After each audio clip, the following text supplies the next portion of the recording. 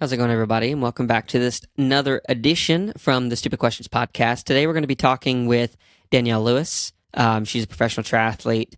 She's a dog mom, an awesome person. Has a lot in her history in terms of just overcoming challenges, physical, mental, spiritual, everything. When we dive into a lot of those things, she's a great person. So I really look forward to you listening to this episode. And without further ado, I'd like to introduce you to Danielle Lewis. So there's so many questions that I do want to ask, and I have to say before I start, it was relatively easy for me to go and find lots of questions to ask because you are such a good writer, and I believe I got these questions from your website. Hmm. But there's just so many things that we get to kind of dive into, which I'm super excited about. So first off, thank you for being a good writer and putting that out there. It makes my job a lot easier. Well, okay, sure. Yeah, I guess you're welcome. I guess it kind of comes a little bit naturally. I'll probably do more of it, but More writing. more of that plus like putting myself out there. I don't like social media. Yeah. I Why not? just find it annoying. Yeah. Because it's like a I just, task, it's something else you have to do. well, partly that, I don't know. There's a lot of things. Are you recording yet? I am. Oh, okay. Are we starting with the stupid questions then? Yes, this is the This stupidest is question, first. hopefully, of all of them. Yeah. Um, And you can be okay. honest.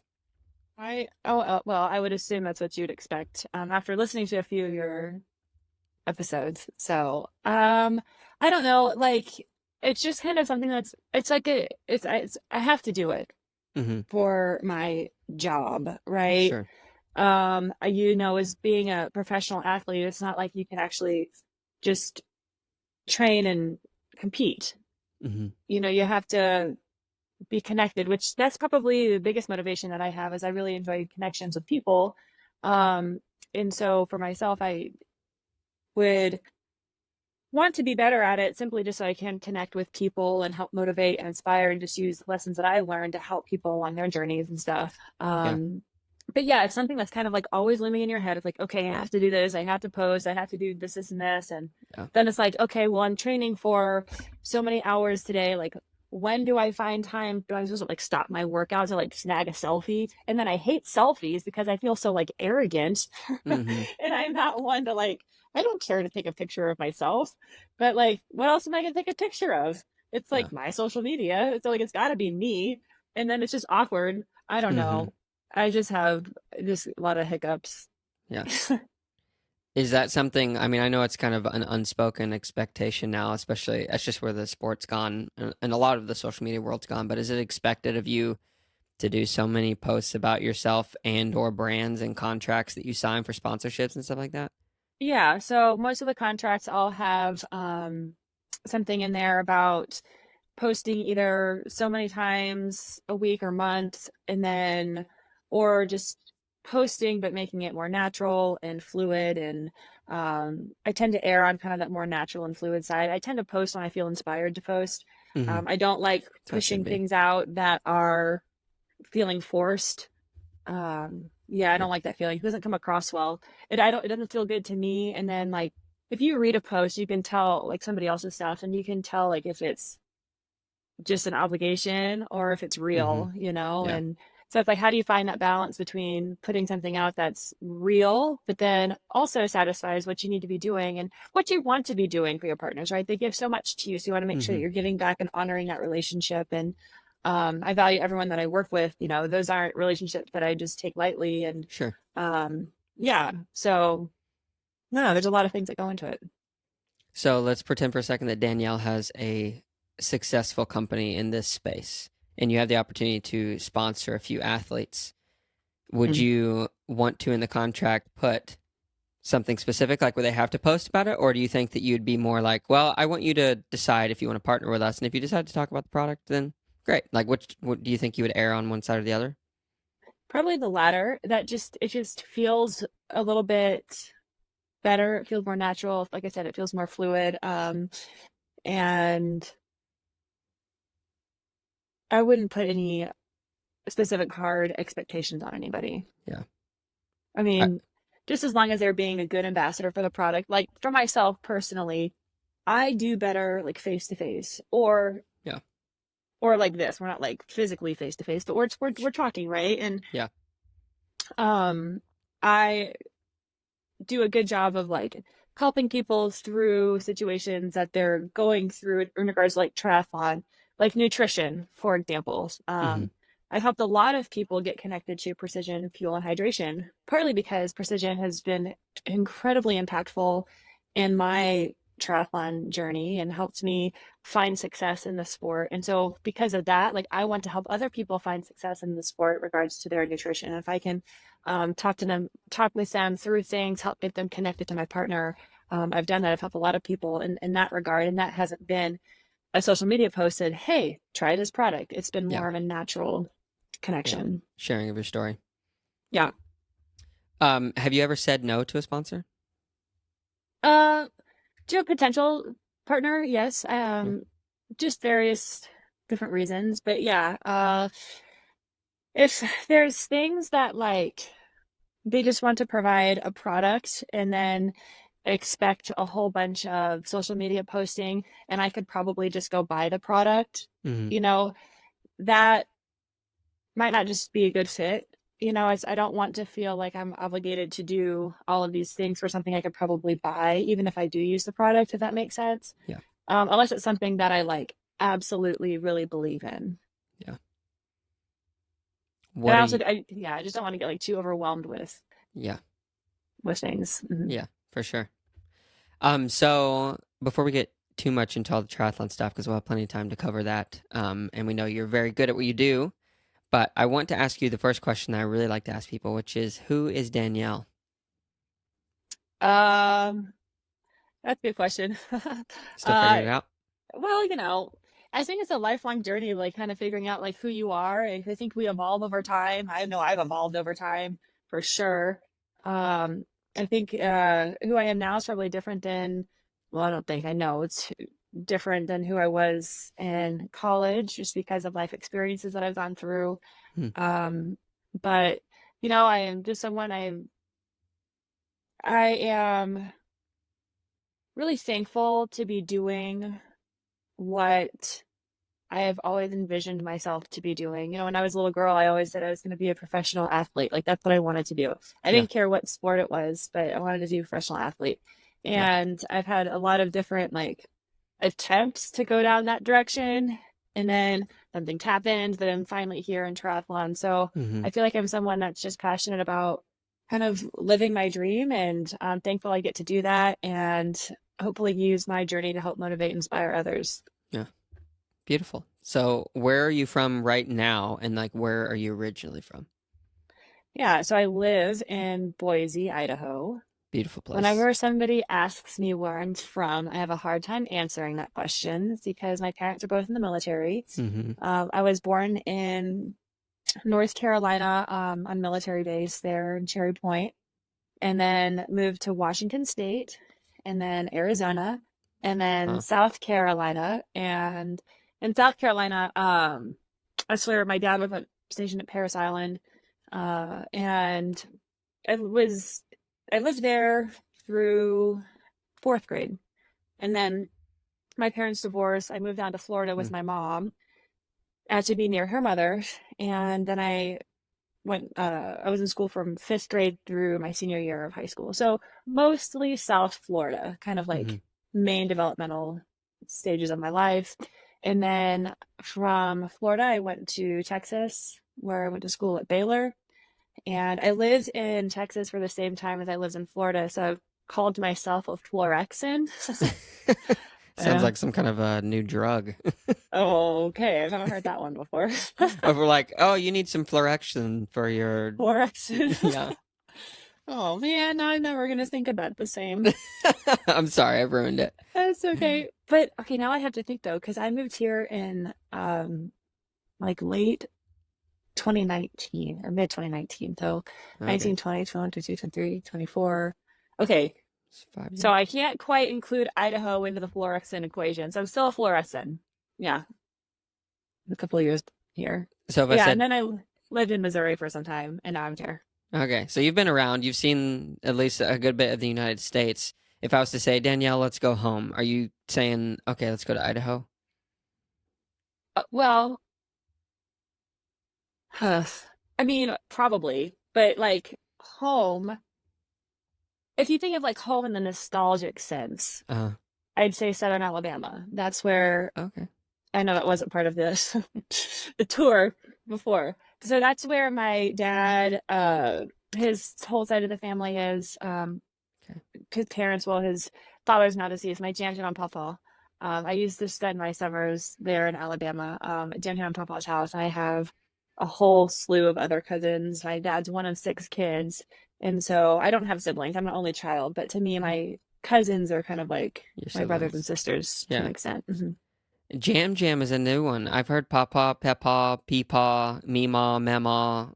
Because I'm from the South, but Jam Jam is a new one for me. Yeah, that was just because one of the older cousins, I think it was either Derek or Brandy, those are the two oldest ones that coined Jam Jam because they were one of the first to trying to say Yeah. like grandma or Yeah. something, and Jam Jam was what came out, and that's what stuck. That's super cute. So Mhm. when you're going home then for the holidays, you're usually going to Southern Alabama. Well, I wish. So the holidays are always scattered, not consistent. Just I've because your always kind of life. bounced around because my both parents live in two different places. My mom's side of the family lives in a different place. My dad's family's in Alabama. I'm here, my husband's family is elsewhere. So like the holidays are just a stress bucket. Really? Yeah, I can hear that like the tension building stress bucket. Like you can hear it in the shoulders No. as it tenses. Well, it's tough because like you want to spend time with family at the holidays, but you're split, right? Yeah. Your love and it's all just all over the place. Yeah. And um yeah. So So what do you think the ideal holiday would look like for you and like around Christmas, Thanksgiving, or whatever the big one is? Like what would feel the most rejuvenating and just like that's what I needed. I can't answer that. Yeah. Uh it well, yeah, I don't know. Like you have to have family members that are okay with celebrating not on the holiday itself. Mm, So that's where it's tough. I don't know. I don't know how to answer that question. yeah. Okay. Fair enough. I don't know. I just wouldn't have holidays. Yeah. And So just make it easier. yeah. Because you don't. So you it sounds like you feel like you're split. Like some people get offended because you're not going here on that day, and you want to go on that day, and then you throw in the, oh yeah, I'm training and everything else, and it sounds like Oh, this I don't pressure. know so much about it just being like offended. I think it's just more of me wanting to spend time with family on the holidays and not really Hmm. being able to do that. Yeah. Um, so that's just where it's challenging. Yeah. That is challenging. So let's talk about mom and dad for a second because you said you moved around a bit, and they obviously are high achieving people. Both of them, I believe, were Marines. Is that correct? Yes. So I read from what you wrote that you said that your parents taught you about self discipline, being focused, resilient, and living a life of integrity. So my question to you is, what does it mean to live a life of integrity? Like what goes on in Yeah. your mind? I mean, just being who you are, being honest to who you are, just being an honest person, doing what you say you're going to do, um, staying true to your morals and values. And um, yeah, I think Hmm. it's pretty simple. Have your morals and values changed or the definitions of them changed as you've gotten older? Because you said Danielle 5 years ago is different from Danielle today. I don't necessarily, no, I don't think that they have. I think perhaps, um, maybe, yeah, no, no. Those things are always kind of like ingrained in who you are, and those things don't really change. I don't, yeah. They changed I for think, me some, but I I think I mean, think it's like, good that it hasn't. maybe like the execute, it's like, so if I said like, no, they haven't changed, but perhaps maybe the execution of them has changed. Well, then have they changed? But like I still believe at the core of who I am, uh the same things that I have believed, but perhaps just like how I practice Hmm. those things perhaps has changed. Yeah, I think that makes sense. I mean, I think of it the way you're explaining it, it's almost like when I'm a younger self, I look sitting in a boat on the water in Antarctica and I see an iceberg and describe the iceberg and I see it and it's there and it's real. But as I get older, it's almost like the water recedes and I get a fuller picture of what that iceberg is and how I experience it and seeing the depth of what it goes.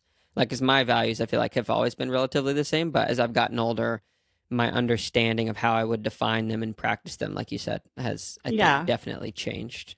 that's fair. That's a good way to put it for sure. Yeah. So, who are you more like, your mom or your dad? It's funny because I can see both of them in me, right? And I can see myself like my mom at times, I'm like my dad at times. So I think it's a healthy mix, to be honest. It's hard to say. Like when I'm, at least as far as like physical appearance, whenever I'm with my mom, people are like, "Oh my gosh, you guys are like sisters." And then when I'm with my dad, it's like, well, you can tell they're two like, bean sprouts, just Yeah, tall and lanky and lean and, just yeah. very similar builds. They're both very athletic people, so I get that from them. Um, my humor is probably like my dad very Okay. much. It makes me laugh, not everybody else. I don't know. It's a mixed bag. Yeah.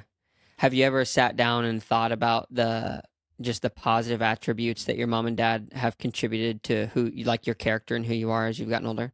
Oh, of course. That's really good. I didn't do that for the first time until I was 31, and it was a life-changing experience for me. So that's really good. What prompted that? Oh, I don't know. I guess there's just things that I see that I value in both of them. And it's like, well, I hope to emulate those things. Yeah. Yeah. So let's go back a little bit to your growing up high school. What was high school like for you? Because you said you knew for a long time, like you always wanted to be a professional athlete. So I'm assuming that played into that developmental Yeah. stage. Um, so I went to the King's Academy in South Florida as a private Christian school there. And I was really lucky to get that education because being a private education, it wasn't cheap. And was on Mm-hmm. scholarship to go there because it was just my mom and I um, at the time. And let's see here. She worked up to 3 jobs to support me Wow. growing up. Super mom. And oh, yeah, incredible. And I just always watching her work really hard to support my athletics and school and everything was inspirational. But then with that, of course, there's a lot of expectations tied to me as far as like making sure I get good grade, make Mm-hmm. sure I'm giving my best in everything that I'm doing and all of this stuff. And uh, with high school, I played a lot of sports. I played volleyball, basketball, and then ran cross country and track. Was really involved with a lot of different extracurriculars with my church, with youth group and volunteer opportunities and mission trips. And yeah, I was a busy kid. What was your first ever mission trip? That's a good question. I have a hard time remembering. I think it was supposed to be in like seventh or eighth grade, perhaps. And I think we were supposed to go to like Puerto Rico or something, but I think there Mm-hmm. was some political unrest and we couldn't go. And so we ended up was that it? No, I know what it was. That might have been the second one. Okay. The first time we went to New York to be like camp counselors at this uh camp for inner city kids. Yeah. Yeah, that's what we did. And then we were supposed to go to Puerto Rico, I think, the next year, and then ended up doing like this musical tour around the southeast. I like your singing. Well, I mean, I don't really sing, but like I You're was part of a part of the choir. youth group that there was a choir director, and he taught us some things to sing and act and whatever, and I Yeah. just played along. Nice. Was it hard for you or was that something like you really got into? No, I don't really care. I don't really care to do all of that. I mean, I did it, but Yeah. I just kind of lipped sun, or just Yeah. Yeah. watermelon the whole time. Nice. If do you have kids? You don't have kids, do you? I got a dog and 3 cats. Okay, nice. if, or let's just say family or cousins or nephews or whatever, if you had the opportunity to put them through like that same kind of an education, would you do that? Yeah. Yeah. So what do you take away? What did you take away from those experiences that you felt like are definitely worth it? Because it's not cheap. I know for a fact, like it's sometimes more than college. Yeah. I never did go to a public school. And um, I think, like, for myself, I think just having a really solid kind of worldview and education is what I valued in that. And having strict discipline at the schools too. When I was in elementary school, now I wouldn't send any, I don't know, I can't say that I would ever send a kid to this type of school. I won't say the name of the school, but Okay. I went to this really tiny um, Bible Christian school when I was from like junior kindergarten through fourth grade. And there were perhaps like 100 people in this whole school, and it was JK through like 12th grade, right? Mm-hmm. So, like, super tiny. You had to wear like a Uniform. skirt. Well, no, you just had like this strict clothing requirement, right? So it had to be like a skirt that was a certain length, or culottes, which I don't know if Culottes. I you know what a don't. Please culotte is. educate me. No. It's like a long shorts that if you just like stand there, it almost looks like a skirt, but they're really shorts. Okay. I've heard like skort, but I guess that would be No, that's shorter. different. Yeah. A skirt's like a shorts that has kind of like a flap over it, or like it might have like a little bit of skirt around the short, but a Okay. culotte, like this big, flowy kind of, Yeah. I don't know how to explain it. Yeah. But yeah, so we could wear that, and everything was just like super strict in that regard. But yeah, I was a bully in kindergarten. And Oh so wow. almost every day I was in the principal's office getting spanked at school. Actually. Wow. Now, I do believe in spankings, and like Okay. discipline. Sure. I don't believe in doing it out of a place of anger, but like Mm-hmm. explaining you did this, and so this is the punishment. So it's just like you this, then that kind of thing, right? And so, um, yeah, but that school like was very like hardcore with a lot of specific beliefs and things that I just don't necessarily. I think if we go back to that question about morals and values, some Mm-hmm. things there that are kind of like, I think that what you're talking about is more like man influence type of quote unquote religion, Mm-hmm. um, versus what actually should be like good. Yeah. And you know what I mean? And yeah, it's interesting because I went back to that school's website and I was reading through some stuff, and I was like, I guess I understand where you're coming from, but like it's almost like brainwashing little Mm-hmm. kids to Mm-hmm. believe and act a certain way with specific like stereotypes and beliefs about how the world should operate. And yeah, I don't think it's healthy. Yeah. Is there something somewhat recently that you went back and looked at? Within the past like year or two. Okay. Mhm. So you've been kind of thinking about your past, figuring out what you believe, why you believe, maybe, or what caused you to go back No, and look? oh, literally, I just thought about the school and I was like, oh, I'm just gonna go look and see, Mm-hmm. if it's still around, even because it was so tiny when I went there, and I don't think anything has changed Wow. in 30 years. Wow. It's in the South Anything. somewhere. Yeah, in South Carolina. Oh, okay. Yeah. I'm from the Carolinas. I know those small Uh, schools. I went to, he said, when you said small school, I was chuckling a little bit inside because you said 100 kids. The small school that I went to, the very first one, I think was probably like 25 to 30. So like mhm. ultra small, which I had some positives and negatives. You know, I've kind of grown up and figure out what I believe, why I believe it. And some of those And things are then, influential and some are probably more traumatizing than others. But that leads me to the question, if I may ask, like, what was the set of beliefs, or what like specific, if I may ask, like denomination was it that ran the school? uh, Baptist. Okay. So did you grow up Baptist? I did. Okay. Do you still consider yourself Baptist? Uh, I would just say more just non-denominational. Yeah. Yeah, that was the as I got older, I just went to more non-denominational churches, Hmm. in like uh college primarily. Yeah. Is faith still something, or like your, however you refer to it, is it still something that kind of keeps you grounded or gives you a point of motivation or guidance for life, worldview? Yeah, absolutely. And I think a lot of that's just because of how I was raised. I was raised in the church my whole life, and I think a lot of my purpose and who I am came from that. I don't know if that's something I can ever really depart from. It's not something I want to depart from. But for me, like my faith is important to me and who I am.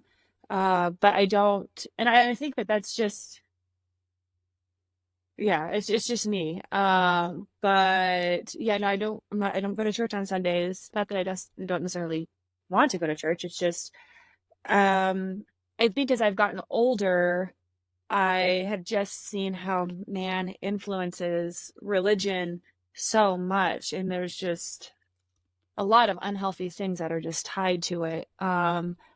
And I just think like for myself, like my faith's important to who I am, and I practice it how I practice it, and then I feel good about that. Yeah. I don't feel like I necessarily need to be in a church every Sunday. Um, but I'm not saying like someone's wrong for wanting to do that at all. Like this is just Sure. who I am at Yeah. this point in my life. Yeah. So what kind of practice do you do? Like, is it a daily thing, a weekly thing, or just an internal thing? More just like an internal type of thing. Yeah. Yeah. I don't have anything hard and fast set in stone. I think probably because growing up, I was in church every Sunday, and a lot of it's like, okay, you have to have your quiet time every single day at this time, and you got Hmm. to do this, this, and this during your quiet time. And then it's just like, I think as I got older, it's like, oh my gosh, I got to do this, I got to do this, I got to do this, Yeah. and it becomes like this obligation, and it's like, whew, just gotta let go of all that. Yeah. So if I wrote down all of the things that Danielle needs to do in a day that you would agree like are things I need to do, would you like what would it make you feel like if they were on a list versus not on a list? Well, I mean, I kind of also do live on a list as far as like making sure I get stuff done. Is that what Sure. you're saying? Yeah. Like, yeah, I'm definitely a list person. I almost start every day writing stuff down, Yeah. so that I don't forget to do things because I will easily forget all of the things. And it just helps me keep organized. Yeah. Have you always been that way? Yeah, I think so. Yeah. Yeah. The Yeah, reason I asked, I'll go for it. I would say I've always had journals too. Okay. Uh, I mean, I've got stacks and stacks of journals from my childhood. And so Oh, you wow. you said I was, decent at writing. That's probably Yeah. wise because I used to write pretty consistently. It's definitely something that I've always wanted to kind of start back up again, but I haven't been really consistent the past few years. It's just kind of like if I feel inspired, then I will write stuff down. Yeah. Inspired it just in general, or something happened and you're like, oh, I want to write that down because that's interesting. I don't know, like it's just more of like a gut feeling Yeah. of like inspiration. Yeah. I like writing too. Yeah, like to get me into that zone sometimes when I want to write, because sometimes I can't sleep and I'll wake up and I'm like, ah, but I want to write for some reason, and I'll just open my Mhm. laptop and just like start pouring out stuff. Sometimes it's a story, sometimes it's nonsensical, sometimes it's thoughts, but it's interesting how writing works that way. But music, for whatever reason, certain types of music will evoke certain types of writing. Do you ever Yeah. listen while you write? Um, I yes. I guess that like when I do write, like that'd be like I'd rather be completely in my own space. And like I can't multitask when that's happening, right? You kind of get in this total like zone when you're writing. And yeah, I've put turn on some music, probably like I mean, I don't have like something specific I listen to. I go to like Amazon like music and type in like chill like coffee house or Yeah, like lo-fi beats. something just in the background because Yeah, if it's something else I might get excited and start doing something else. yeah. So writing sounds like a creative outlet. Hmm. Outside of journaling, do you write other things? I mean, obviously you've written about your stuff like on your website and whatnot, but do you write for any other reasons?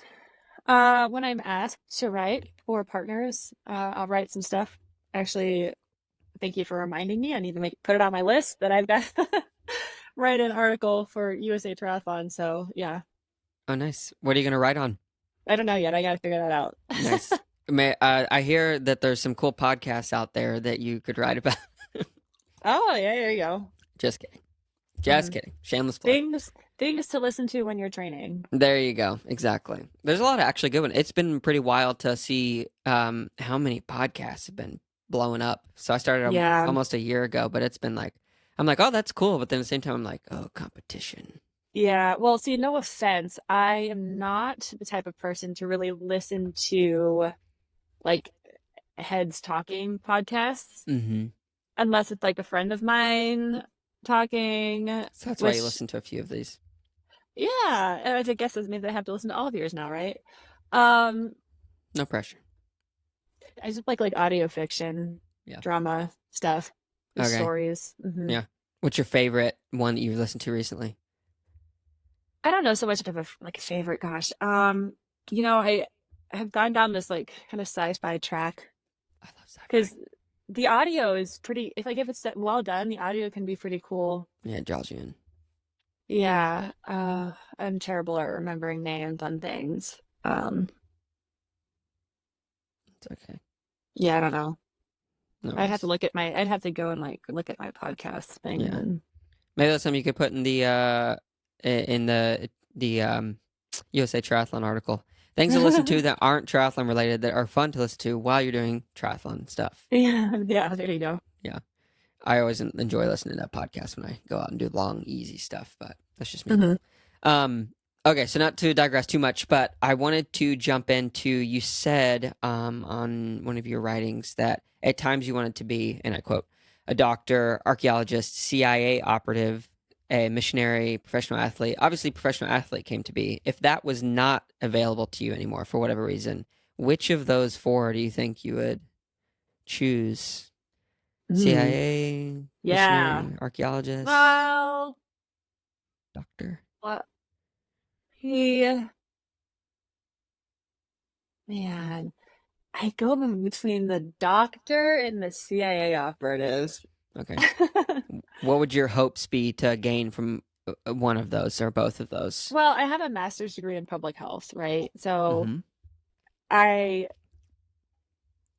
value preventative medicine, and helping people, and so doctor fits me well and probably the most realistic. I actually did take the MCAT in college because I thought that I would go to medical school. How'd you do? But I didn't do well. I took it once, and the first time it didn't go very great.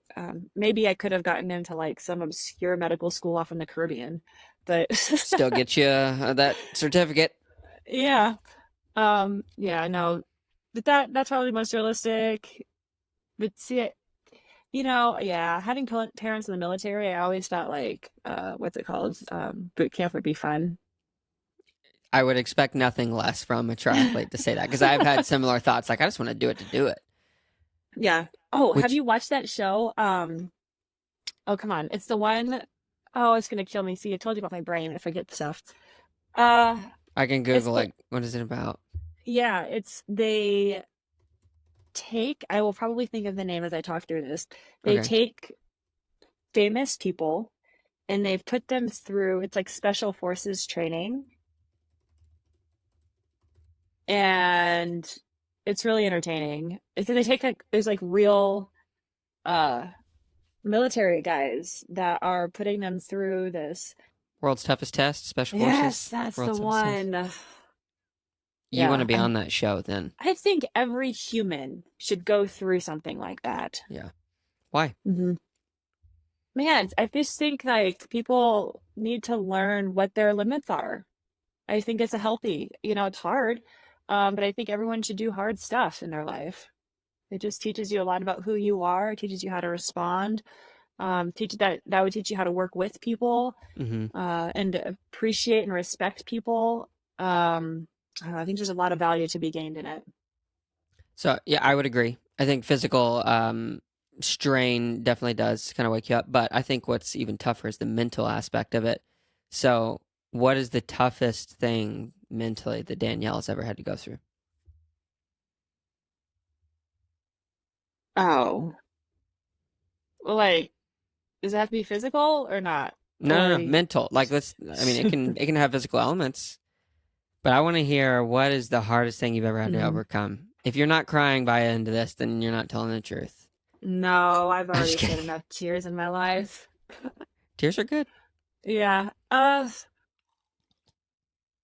mean, there's been a few things that have been challenging. Um, so, well, let's see here. I would say can I say one of the most challenging? Sure. You can go as far as you want. Uh, well, so let's see. After college, I wanted to run professionally. I Mm-hmm. ended up getting sick my senior year, mono and a vitamin D deficiency. Mm-hmm.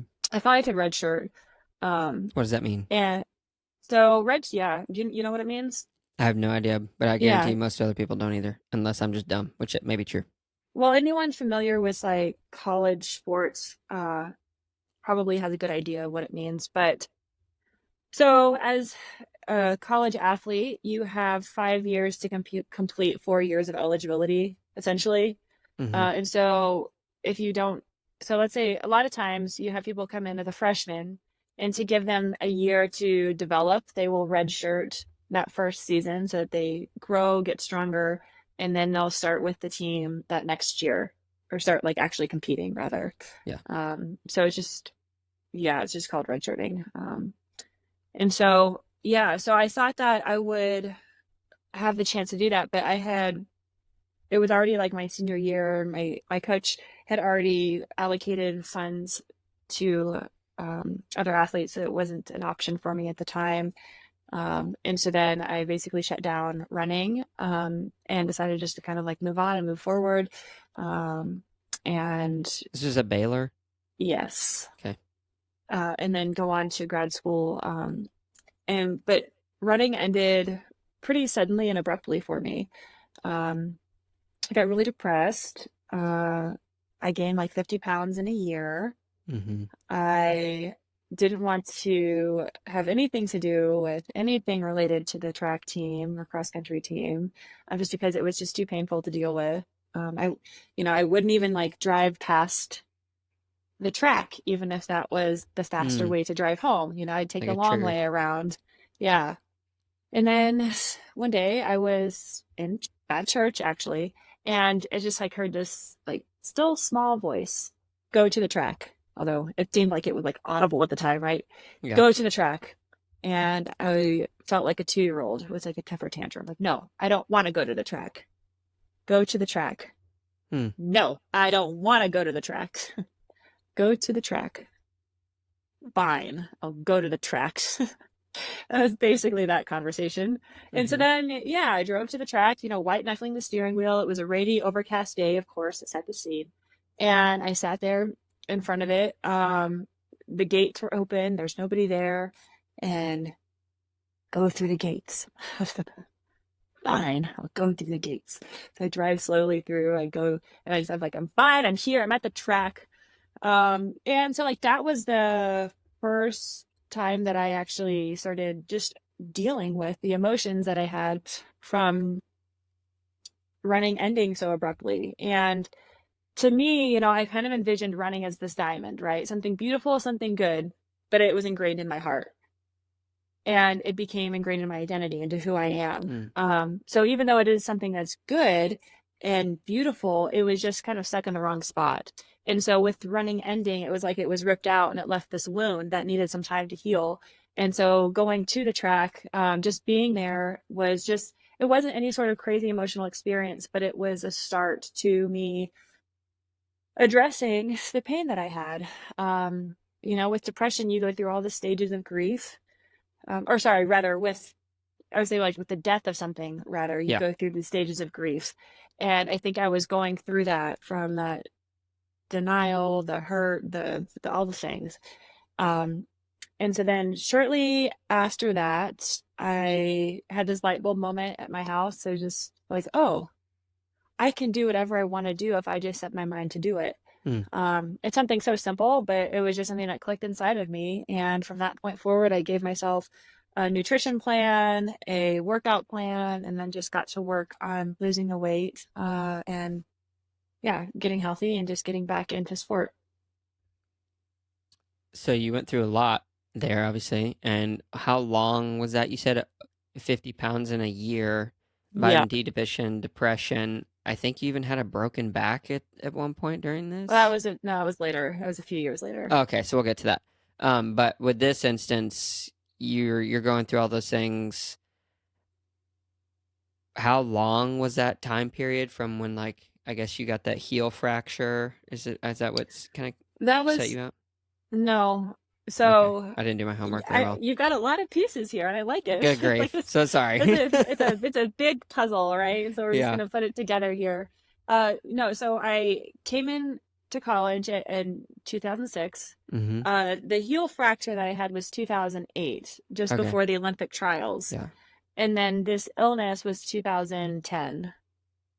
So that's when my collegiate Running running career. career ended, was 2010. Yeah. Okay. Mm-hmm. And so that's when I was going through that. That's when the downward spiral started. Yeah. Now I will say that my body fat percentage got very low. It was like 4 or 5% When in running. college. Mm-hmm. It wasn't on purpose. It was just kind of like I'm just naturally pretty lean, and then just being in an environment with other runners, and I think that there's this natural tendency to eyeball what other people are eating, what other people are doing, and thinking you need to do this and that. Mm. And so just kind of this natural like process where my body just leaned up a lot. And what can happen in females is that if you go for a long period of time without a period or a menstrual cycle, and then combine that with poor nutrition, low body fat, it can set you up to get pretty sick. Yeah. And I probably had some version of Red S, which is relative energy deficiency syndrome. Now that's something that is more studied today. That wasn't a thing. That wasn't even recognized really when I was running.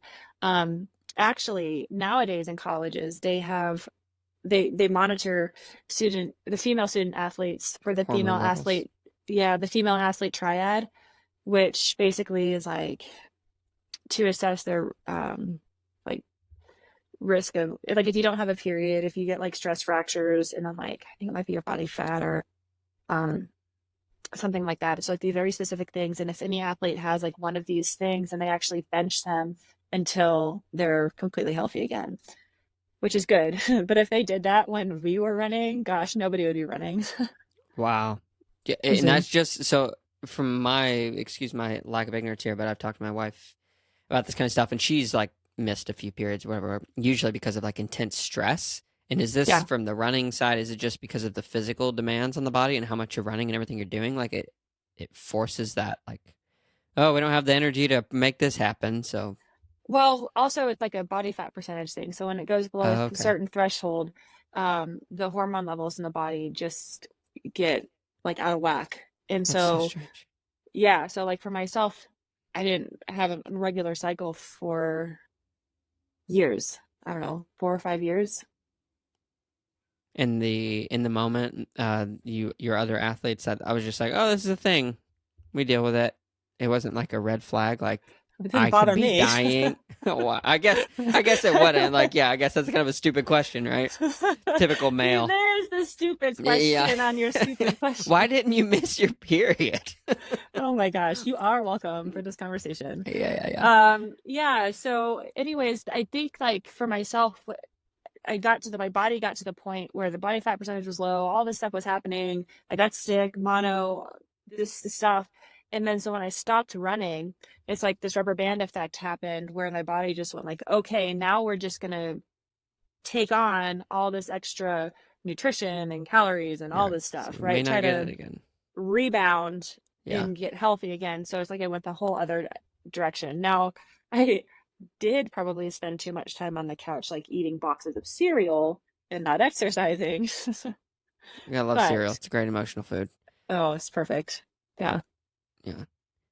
So So, were you gonna say something else? no, go ahead. Okay.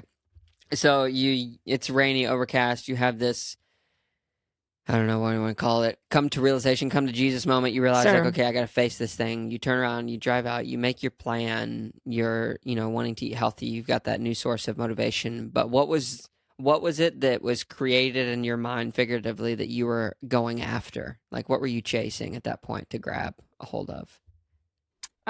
So first of all, would just be taking my health under control, right? And Mm-hmm. getting, uh, yeah, just kind of more of a sense of control in my own life, I think, first of all. And then from there, I knew that I still had the ability to be an athlete, right? And Mm-hmm. at that point, I started thinking about triathlon. And this was in 2011 Mm-hmm. or so. Yeah, 2011, I think March, I want to say. You're like early 20s at this point. Something like that.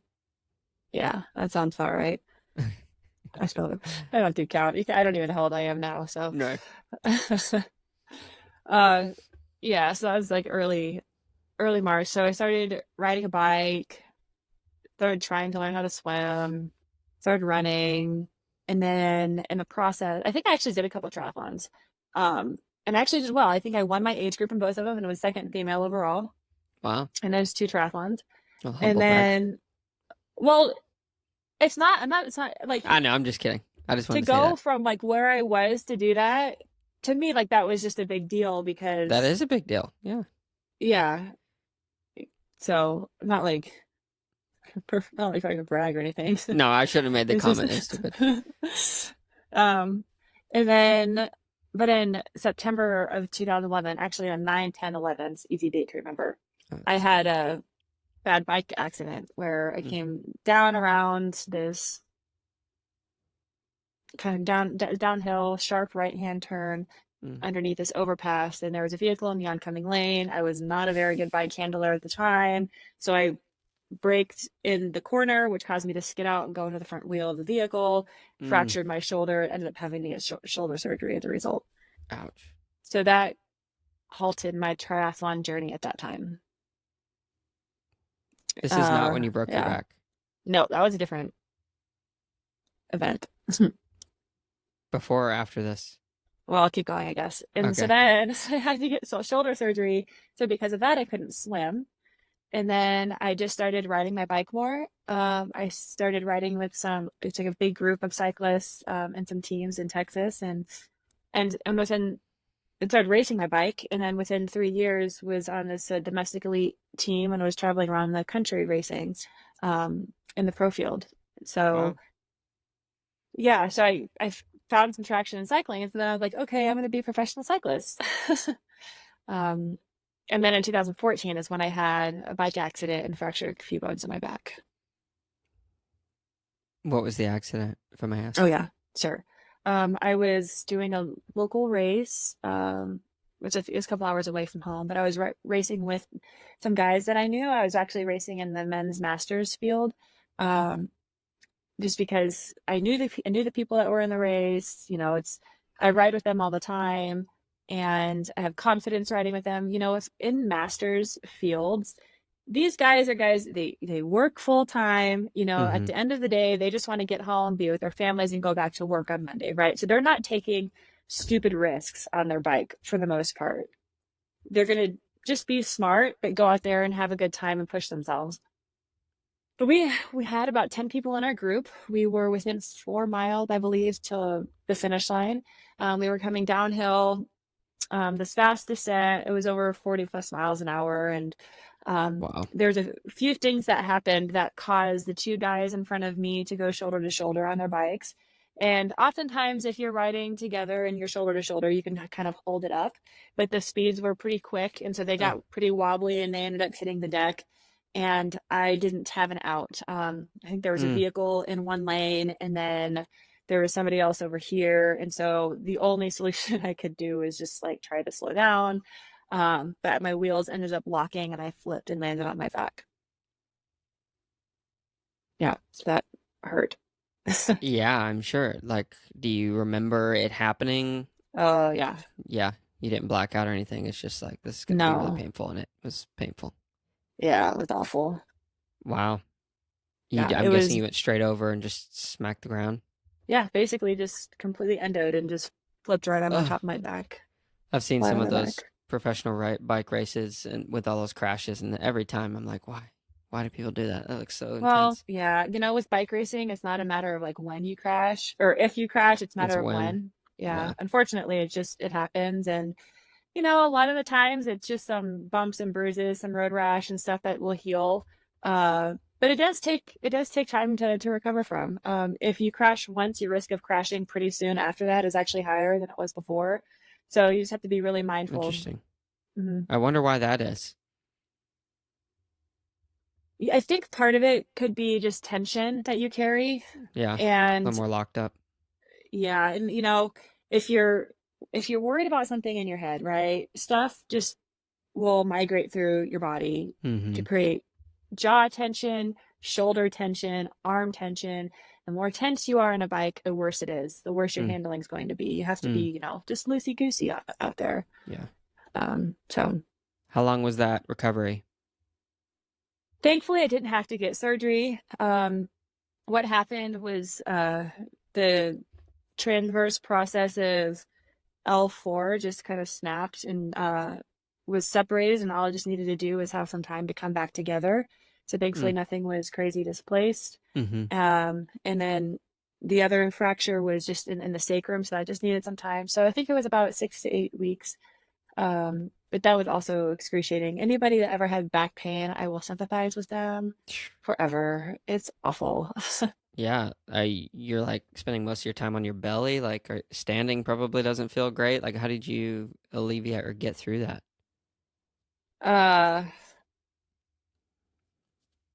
we at the time, I was on the third story of an apartment building, and I Mm-hmm. couldn't even like step up one step. So yeah, I had to live elsewhere for the time being Wow. until I was strong enough to climb stairs. Yeah. Ouch.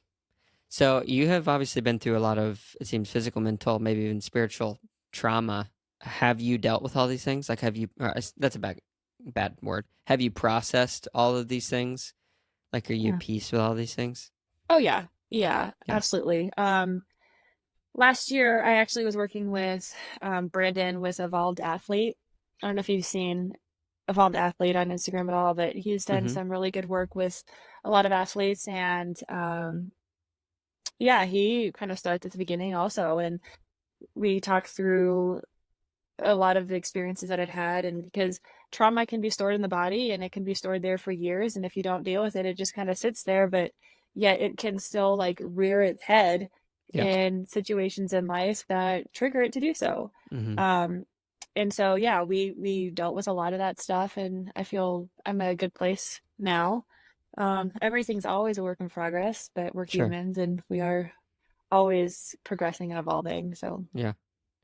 So practically speaking, because someone may be listening who's experienced different levels of sure. trauma and hasn't been able to process it, what does that step look like to go and find help and to start processing?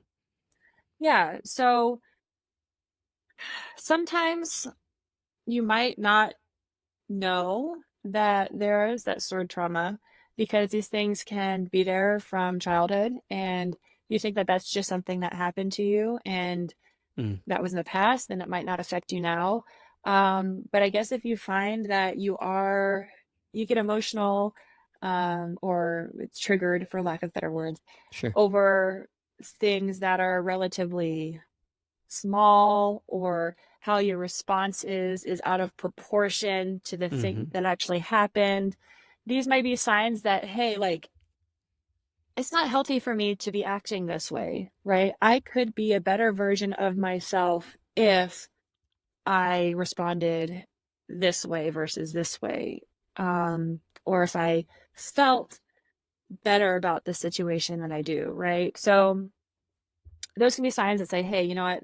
It's just a good idea to let's talk to somebody and see if I can improve myself. And I know it can be scary to ask for help. Um, I think as much as our society has done to highlight mental health and the importance of it, I don't mean, there's still a stigma to it. I mean, regardless how many billboards and ads there are for the stuff. Yeah, it takes a while to change a culture. Yeah, and I think it's okay to be afraid of it. But I think that fear is normal, but learning how to move beyond that is healthy. And if you can just say, talk to somebody, say, hey, like, can you help me with this? I think it's a good step to take. So hope Yeah. that answers that question. Yeah, it does answer super well. Thank you. So you also said in one of your other writings, quote, I've been granted a story of challenges to inspire others or inspire other dreamers to believe in their dreams. So what is your dream right now?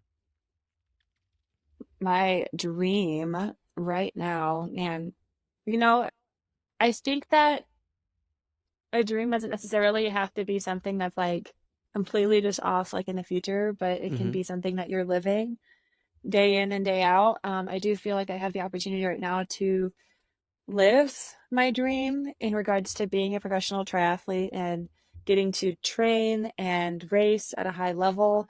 Um, but I think to expand upon that, I just really hope to continue to hopefully inspire and motivate others to pursue their dreams. So the more and more that I can do that, I think that's my dream. I think everything that happens to us in our lives doesn't happen by accident. It's very purposeful. I've had a lot of things happen to me, and I just hope to be someone that's resilient and just be a fighter and just keep moving forward and hopefully, like I said, just help motivate other people. I would consider you a resilient person. Do you believe that about yourself? I do.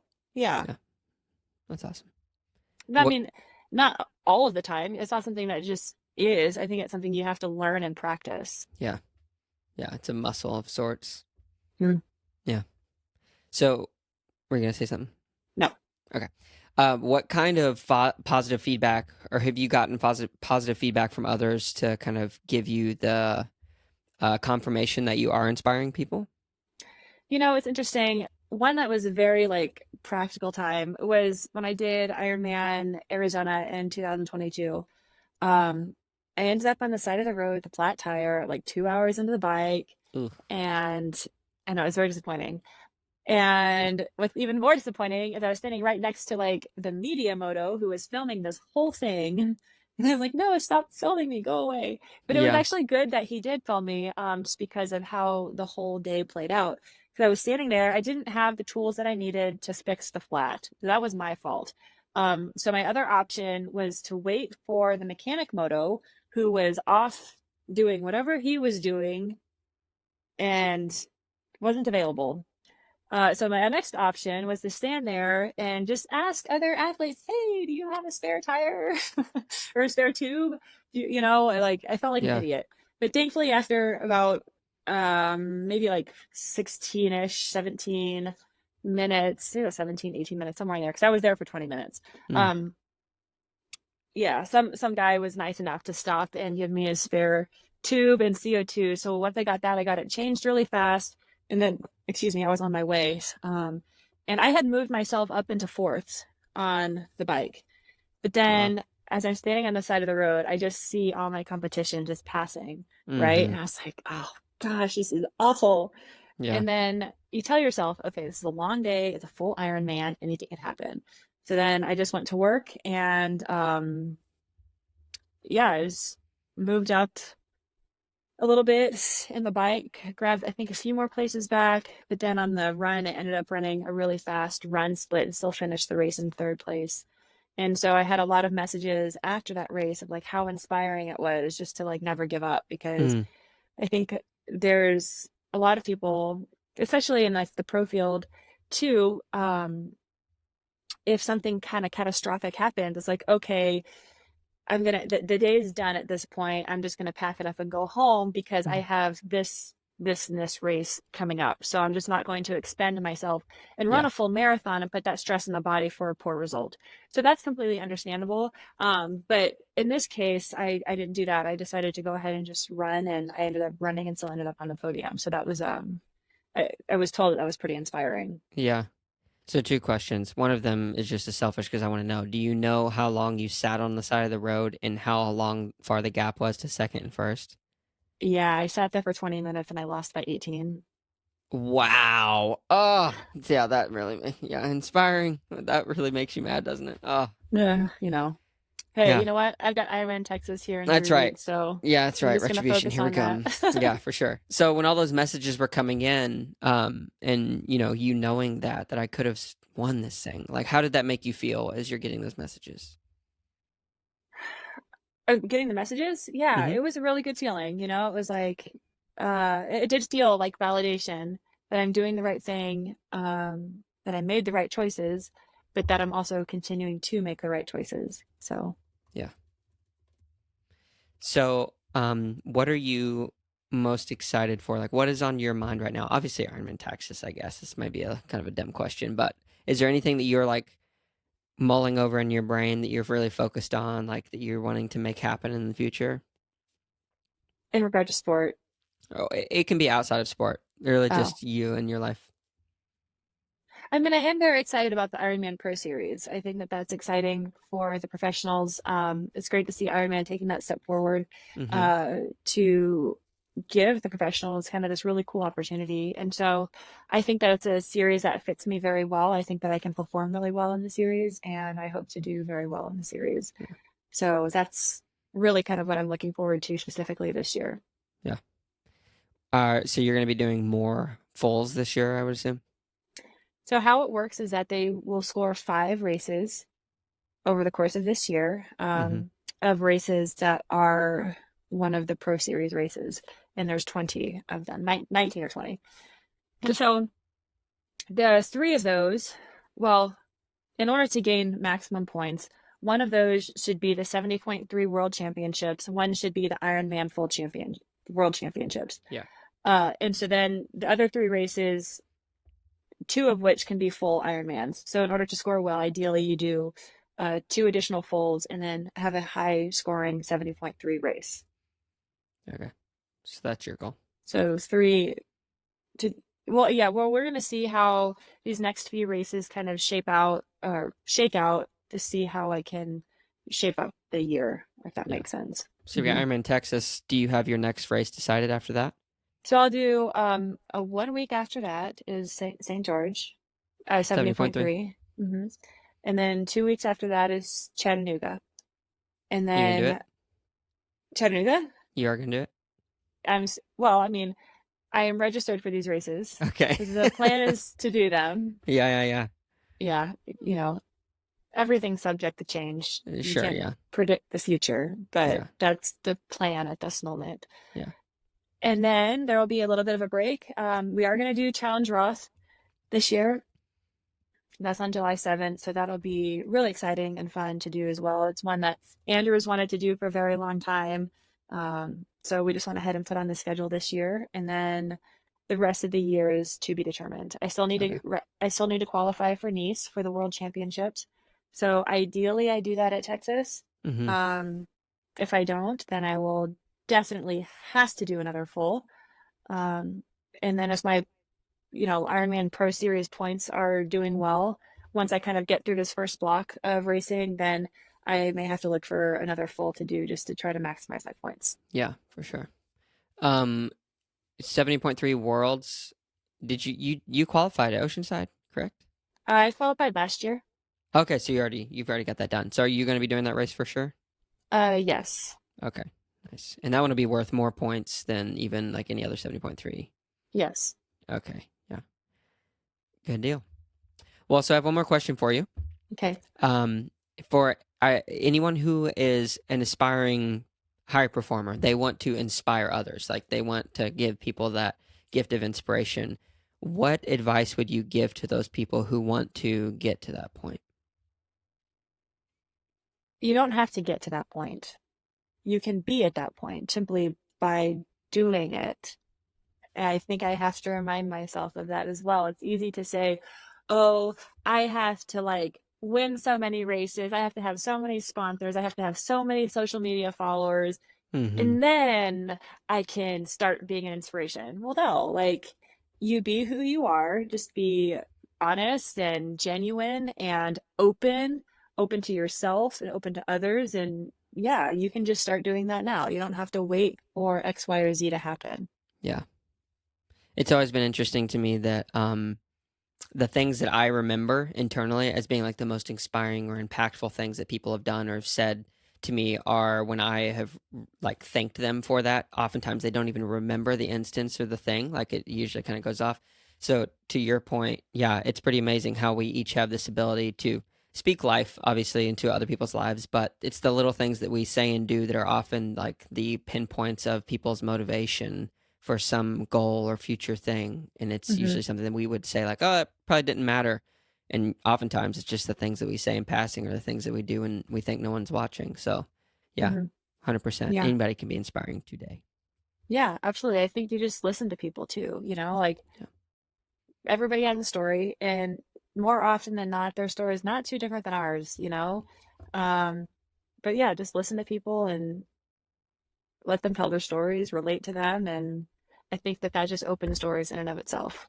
Yeah, for sure.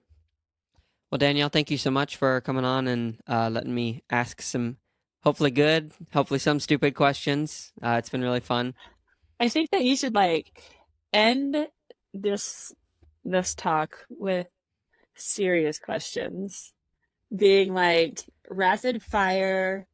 Why are there balloons on my screen? So if you have an Apple product and you have the reactions turned on, you can do like thumbs up and other stuff, and it'll send like thumbs up or balloons. Yeah, it took me a while to figure that out.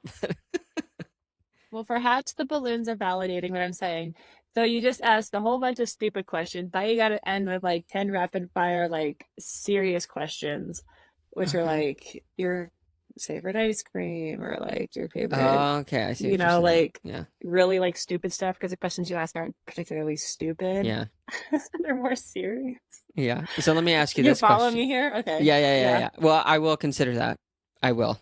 Because some of my friends have gotten on to me. They're like, Seth, you don't ask any stupid questions. But it was by design in that whenever I named this podcast, I was like, I want it to be the most unassuming, unfear related thing. Because some people don't like talking. And I didn't want to make it like serious questions with Seth Hill or let's talk about religion and, your childhood trauma on air. Because most people are like, probably don't want to do that. So I don't know. Hopefully it's working, but we'll see. Well, the cat's out of the bag. So anybody that you invite to be on your podcast, you just can't say, don't listen to anything before you come on. Yeah, exactly. You'd be surprised how many people do that, actually. And Well, it works to my advantage, but yeah. if it Well, wasn't for Jackie, I probably wouldn't have. yeah, exactly. Perfect. Yeah. Awesome. Well, again, thank you so much. I will try to think of some stupid or serious questions to ask people at the end, and we'll say that Danielle inspired that. Okay. Okay, cool. Sounds good. Thank you so much to Danielle for coming on and sharing a bit about who she is, what she's been doing, and where she's going. Again, congrats to her for an awesome season. By the time this episode airs, she probably would already have done, well, she will have already done quite a few different races. So go check out her stuff to see how she's doing. Yeah. And if you made it to this point in the podcast, just want to say thank you so much. If you are watching on YouTube or maybe listening on Instagram or Spotify or Apple Podcasts, any of those places, if you can like, comment, subscribe, leave a review, make a comment, whatever it is, really helps us to continue and grow, and to be able to share this with more people. So anything you do definitely can help. And the last thing I want to leave you with is the advice that she gave about inspiring others. Just remember that no matter where you are, no matter what you do, no matter who you are, you can inspire others. See you in the next one.